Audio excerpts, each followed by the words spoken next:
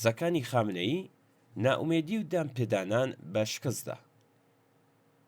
قسەکانی سەر لە بەیانی ڕۆژی چوارشەممەی عەلی خامنەئی بۆ پاساوکردنی ڕووخانی ڕەژیمی بەعسی سووریە بوو کە بە کۆڵەکەی سەرەکی خێمەی مێحوەری خۆراگری ناوزەت کرابوو.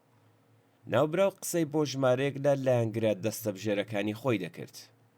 ئەوانیش وەک هەمیشە ناو بەناو لە ڕووی ناچاریەوە دروشمێکیان دەوتەوە و بە نیشانەی بەیعات سەریان بۆ دەلەقاند.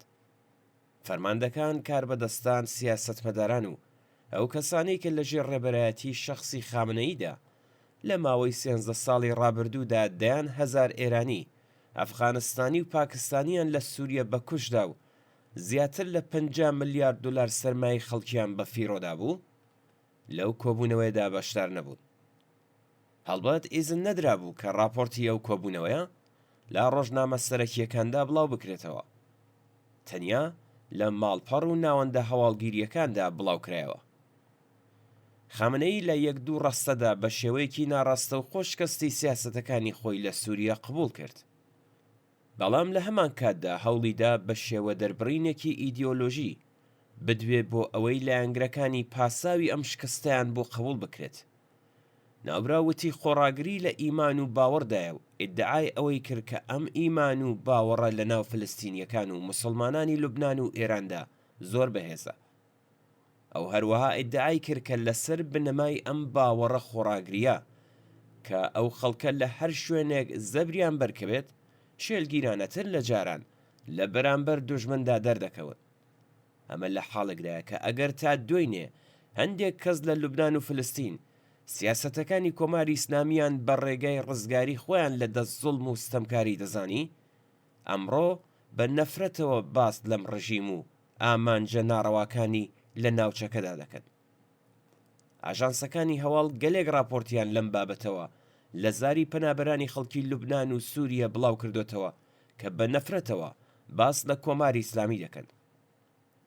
واقعیەت ئەوەیە کە دەستێوەردانە پڕهەزینەکانی کۆماری ئیسلامی لە سووریا، لوبنان، فلستین و عێراق لە بەدیهێنانی ئامانجە ناڕەواکانی ڕژیم لە ناوچەکەدا لەگەڵ شکستێکی گەورە و لە قەرەبوون نەهاتوو بێگەڕانەوە بەرەو ڕووبەتەوە. بەڵام ئەوەی کە پتر لە هەموو شتێک خامنەی نیگەران کردووە بریتیە لە دەنگدانەوە و ڕنگدانەوەی شکستی سیاسەتە ناوچەیەکانی لە ناو کۆمەڵگەی ئێراندا. بێهۆ نەبوو کە لە بەشێک لە قسەکانیدا هێرشێکی ئاشکرای کردە سەر ئەو ڕۆژنامە و بیرمەند و نووسرانەی کە واقعیەتی شکستی سیاسەتەکانی ئەویان لە سووریە بە بەڵگەوە بەیان کردووە. خامنەئی ئەم کارەی میدیاکان و نووسرانی بە کردەوەیەکی تاوانکاری ناوبرد و فەرمانیدا لێپێچینەوەیان لێ بکرێت. گومان لەوەدانیە کە کۆماری ئیسلامیش هاوشێوەی ڕژیمی بەعسی سووریا گەیشتۆتە کۆتاییەکانی تەمەنی و درەنگیان زوو چارە نووسێکی هاوشێوە چاوەڕێی دەکات. لەلایەکەوە کەوتۆتە بەر نەفرەت و بێزاری زۆربەی هەرە زۆری خەڵکو و لەلایەکی دیکەشەوە هیچ ڕێگایەکی نییە بۆ چارەسەرکردنی تەنانەت بچووکترین کێشەکانی ئەو جەماوەرە. لە سیاسەتی دەرەوەشدا شکستی خواردووە و لە ناوخۆی وڵاتیشدا لەگەڵ پەرەسەندنی بزوتنەوە ناڕەزایەتی و داواکاری تەوەرەکان بەرەوڕوو بۆتەوە. لە حاڵێکدا لە ئاستجەماوەری ناڕازیدا هێز و هەیمەنەی خۆی نیشان دەدات کە لە ئاستی ناوچەکەدا بە شێوەیەکی سەرشۆڕانە ناچار بووە لە هەڵوێستەکانی تا ئێستای خۆی پاشەکشە بکات. استراتیژیمانەوەی ڕژیم هەر لە یەکەم ڕۆژەکانی هاتنە سەرکاریەوە لەسەر دوو بنەما دامەزرا بوو. بنەمای یەکەم بریتی بوو لە نواندنی هێز و هەیمەنە لە ناوچەکەدا بە مەبەستی دروستکردنی قوڵایی استراتیژیک لە ڕێگەی پشتبەستن بە پرس و کێشمەکێشە ڕاستەقینەکانی ناوچەکە، دەستێوەردانی ڕاستەوخۆی چەکداری یان لە ڕێگەی هێزە بە وەکالەتەکانەوە لەم کێشانەدا هاوکات باش وەرگرتن لە دەوڵەتەکانی ڕۆژاوە لە ڕێگەی هەڕەشەی دروستکردنی چەکی ئەتۆمیەوە. بنەمای دووەمیش بریتی بووە لە پشتگوێ خستنی ویست و داواکاریەکانی خەڵکو و سەرکوتکردنی هەر دەنگێکی ناڕازی لە ناوخۆی وڵاتدا. بنەمای یەکەم بە شێوەیەکی گشتی بە جۆرێک داڕماوە کە چیتر شیاوی سەر لە نوێ دروستکردنەوە نییە و بۆ هەمیشە لە دەست چووە.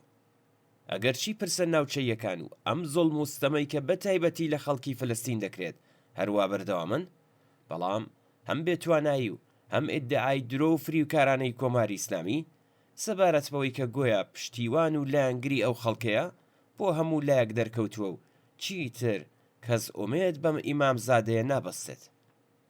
بنەمای دووەمی مانەوەی ڕژیمیش گەلێک لەرزۆکە. هەم سەرکوتچی تر کاریگەری نەماوە و هەم ڕژیمیش لەگەڵ قەیران و شپرزەییەکی ئەو تۆی ئابووری بەرەو ڕووبۆتەوە کە توانایی دابینکردنی سەرەتاییترین پێداویستەکانی خەڵکی نییە.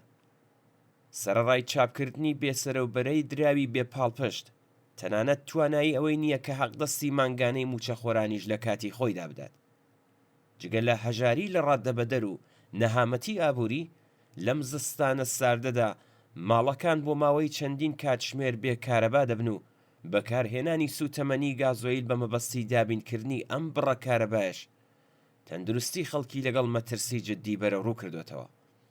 بەم جۆرەیە کە ئەم ڕژیمە لە هەردوو لاوە گەیشتووە بە بنبەست و چاوەڕێی دارمانی خۆیەتی.